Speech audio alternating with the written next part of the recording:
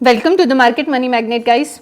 आज हम यहाँ इस वीडियो में देखने वाले हैं अदानी ग्रुप जो है इसके ऊपर कुछ एलिगेशंस लग रहे हैं और इस एलिगेशंस के चलते अदानी के जो स्टॉक्स है ये हमें मोर देन 20% या मिनिमम 20% क्रैश देखने को मिल रहे हैं और ये पूरे के पूरे क्रैश है। तो हम आज यहाँ इस वीडियो में ये जानेंगे कि अदानी ग्रुप के ऊपर एलिगेशंस लगे कौन से हैं, इसका इम्पैक्ट क्यों इतना हमें निफ्टी पे, बैंक निफ्टी पे और अदानी ग्रुप के स्टॉक्स पे देखने को मिल रहा है। इसके अलावा फर्दर अदानी ग्रुप अब इस पर क्या स्टेप ले सकता है या एक पॉजिटिव एनवायरनमेंट अदानी ग्रुप के लिए क्या क्रिएट हो सकता है या नहीं।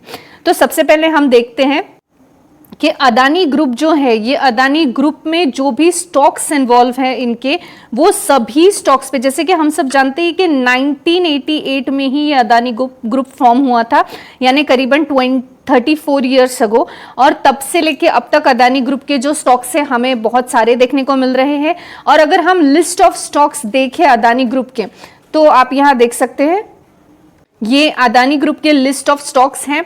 इनमें से कुछ स्टॉक्स जो है ये निफ्टी 50 का भी पार्ट है, जैसे कि अदानी ट्रांसपोर्ट एक निफ्टी 50 का पार्ट है और अदानी एंटरप्राइजेस हमें निफ्टी 50 का पार्ट देखने को मिल रहा है। आप देख सकते हैं अदानी के सभी स्टॉक्स में अच्छी खासी नेगेटिविटी देखने को मिल रही है। अदानी ट्रांसमिशन तो 20% डाउन है, अदानी टोटल गैस भी, और ये स्टॉक्स की वजह से टॉप लूजर में अदानी ग्रुप हमें देखने को मिल रहा है। तो सबसे पहली और मोस्ट इंपॉर्टेंट बात कि अदानी ग्रुप को लेकर न्यूज़ कौन सी चली थी या रिपोर्ट कौन सी सबमिट हुई है जिसके चलते अदानी जो है इतना हमें निगेटिव में देखने को मिला। सबसे पहले तो दो रिपोर्ट्स हैं। आज हमने देखी है क्लैश की एक रिपोर्ट आई है अदानी के ऊपर, ये हम ऑलरेडी प्रीवियस वीडियो में डिस्कस कर चुके हैं, आई होप आपने वो देखा होगा। अभी हम यहाँ देखेंगे जो सबसे पहले अदानी स्टॉक्स के ऊपर जो है वो हिडनबर्ग की एक न्यूज, एक रिपोर्ट आई थी। अब हिडनबर्ग जो है ये यूएस बेस एक रिसर्च रिपोर्ट निकालने वाली एक, हम कह सकते हैं, रिपोर्ट एजेंसी है और इन्होंने अदानी ग्रुप को लेकर एक रिपोर्ट जो है ये पब्लिश की है। आप यहाँ देख सकते हैं हिडनबर्ग रिसर्च अदानी रिपोर्ट। अब अदानी के ऊपर इन्होंने एक रिपोर्ट निकाली है, मैंने ये पीडीएफ फॉर्म में डाउनलोड की है, आप भी इसको डाउनलोड करके खुद भी पढ़ सकते हैं। हम आज यहाँ इस रिपोर्ट में देखने वाले कि एग्जैक्ट इस रिपोर्ट में है क्या, कितने इसमें ये है।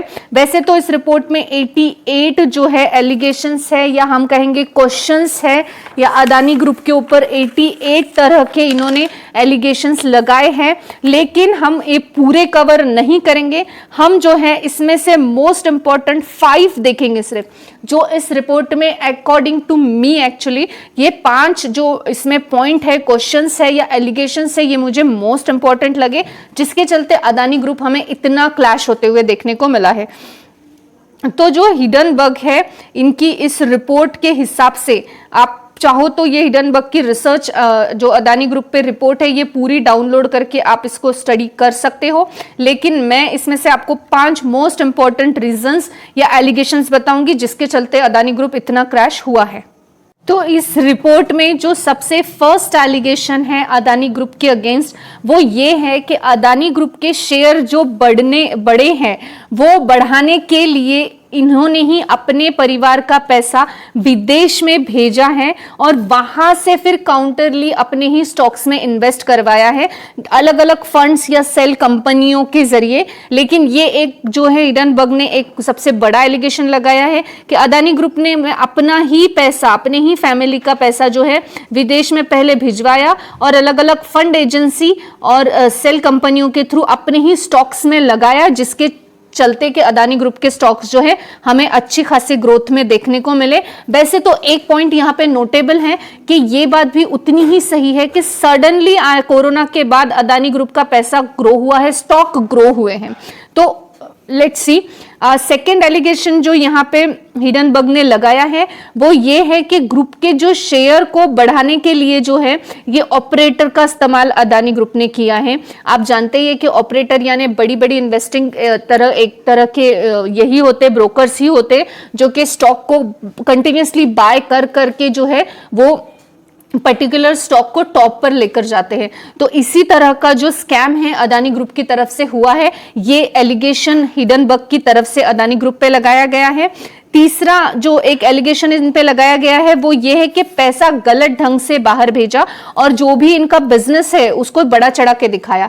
यानी जो ऑब्वियस है, जो पैसा अदानी ग्रुप ने बाहर भेजा है देश के, ये उन्होंने इनलीगल तरीके से भेजा, विच इज क्राइम ऑल्सो। और जो उनका बिजनेस है बड़ा चढ़ा के बताया, यानी जो नंबर्स अदानी ग्रुप के आए थे क्वार्टर्स के, ये क्वार्टर के नंबर और ये नंबर्स जो है इन्होंने बड़ा चढ़ा के बताया, जो कि जितने नहीं थे उतने शो किया गया है क्वार्टर नंबर्स। तो ये भी एक क्राइम है। इसके चलते सेबी की तरफ से अदानी ग्रुप बैन हो सकता है पूरा क्या पूरा।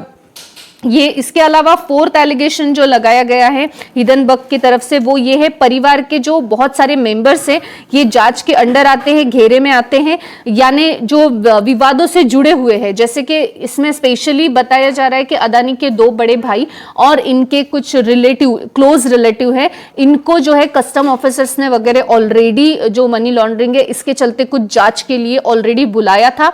और ये वाले एलिगेशंस भी अदानी ग्रुप के हिडनबर्ग के जो रिपोर्ट है इसमें दिए गए हैं।